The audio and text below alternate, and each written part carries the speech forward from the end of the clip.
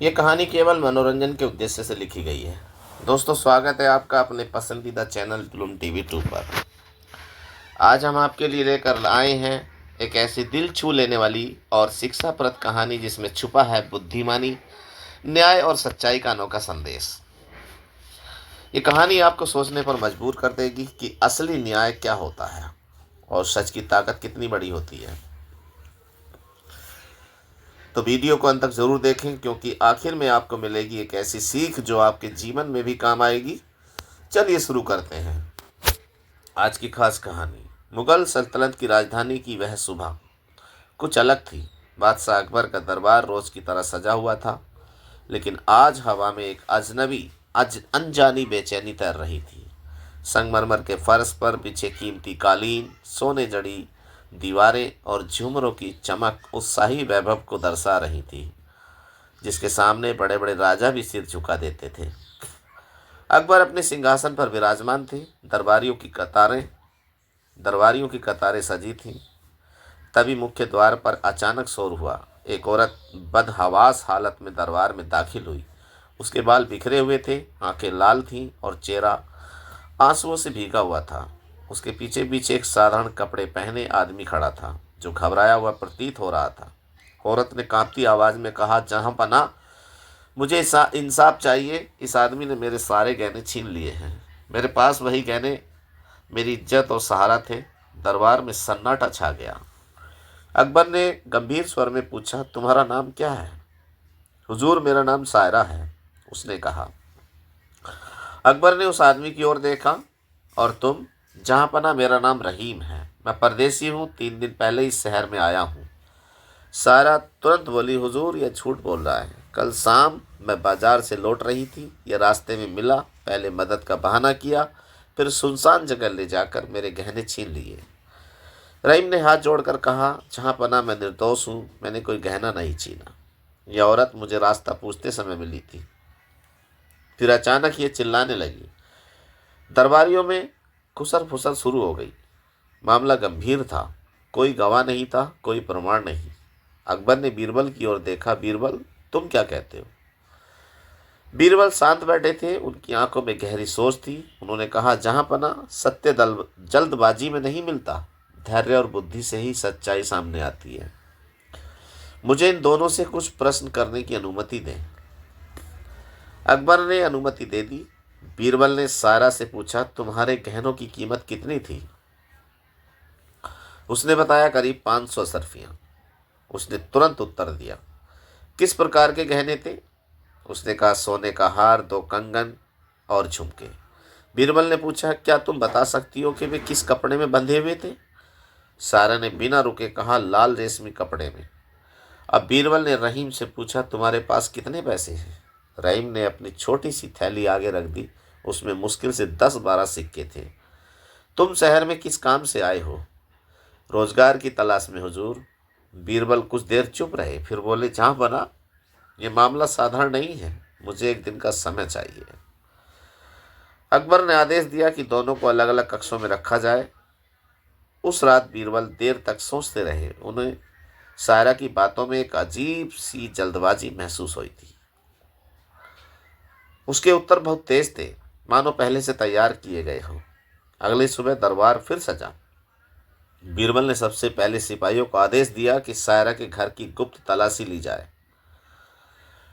दरबार में हलचल मच गई। सायरा घबराने लगी। उसके चेहरे का रंग उड़ गया। कुछ देर बाद सिपाही लौटे। उनके हाथ में एक लाल रेशमी कपड़ा था। दरबार में सन्नाटा छा गया। कपड़ा खोला गया। उसमें वही गहने थे। अकबर की आंखें क्रोध से भर गईं। यह क्या है? सायरा कांपने लगी। बीरबल शांत स्वर में बोले, जहां पना, यदि रहीम ने गहने छीने होते तो वे उसके पास मिलते। गहने इसके घर में छिपे मिले हैं। इसका आरोप झूठा है। दरबार में हलचल फैल गई। रहीम की आंखों में राहत के आंसू आ गए, लेकिन बीरबल के चेहरे पर अभी भी पूर्ण संतोष नहीं था।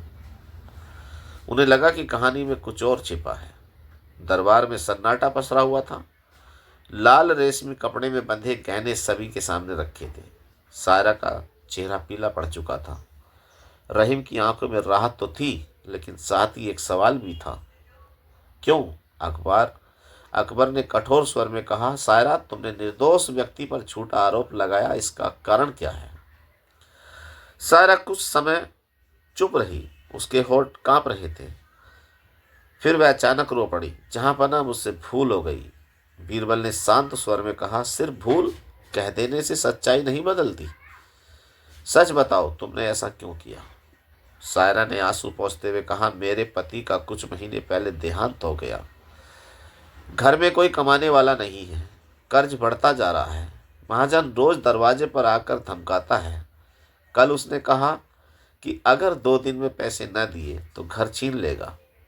डर के मारे मैंने ये योजना बनाई, सोचा किसी पर आरोप लगाकर कुछ पैसे मिल जाएंगे। दरबार में खुसर पुसर शुरू हो गई। रहीम ने आश्चर्य से उसकी ओर देखा। तो तुमने मुझे क्यों चुना? सायरा ने सिर झुका लिया। तुम परदेसी थे, अकेले थे, सोचा तुम्हारा कोई साथ देने वाला नहीं होगा।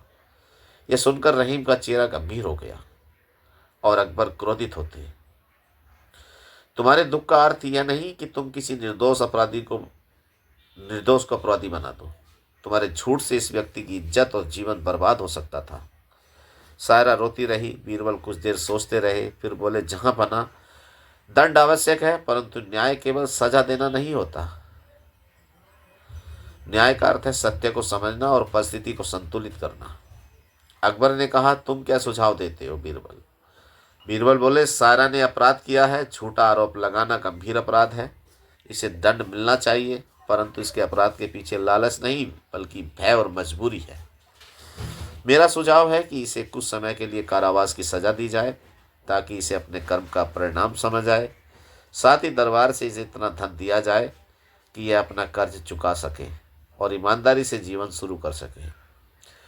दरबार में हलचल हुई। कुछ दरबारी फुसफुसाने लगे। अकबर ने पूछा, और रहीम के लिए? बीरबल मुस्कुराए और कहा, रहीम निर्दोष है, इसे केवल मुक्त कर देना पर्याप्त नहीं, इसे दरबार की ओर से सम्मान और काम दिया जाए ताकि इसकी प्रतिष्ठा और भविष्य सुरक्षित हो। अकबर ने गंभीरता से सिर हिलाया।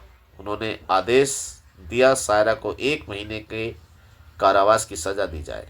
उसके बाद उसे दरबार से सहायता दी जाए ताकि वह नया जीवन शुरू कर सके।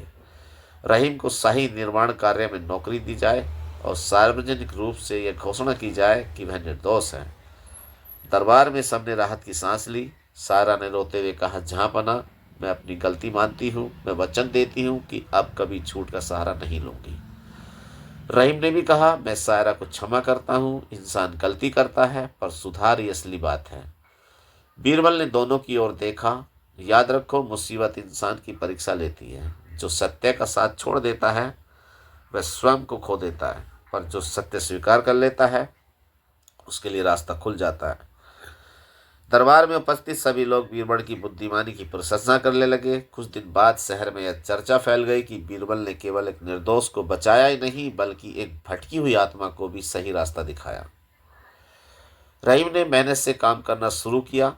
उसकी ईमानदारी से प्रभावित होकर शाही अधिकारियों ने उसे स्थायी पद दे दिया। धीरे धीरे वह सम्मानित नागरिक बन गया। सायरा ने भी अपनी सजा पूरी की। उसने कर्ज चुकाया और सिलाई कढ़ाई का काम शुरू किया। अब वह अपनी मेहनत से जीवन चलाने लगी। उसे समझ आ गया था कि झूठ से कभी सच्चा समाधान नहीं मिलता। एक दिन सायरा दरबार में आई। उसने बीरबल को प्रणाम किया और कहा, महाराज, आपने मुझे केवल दंड नहीं दिया बल्कि जीवन का पाठ सिखाया। अगर उस दिन आप केवल सजा दे देते तो शायद मैं टूट जाती, पर आपने मुझे सुधारने का अवसर दिया।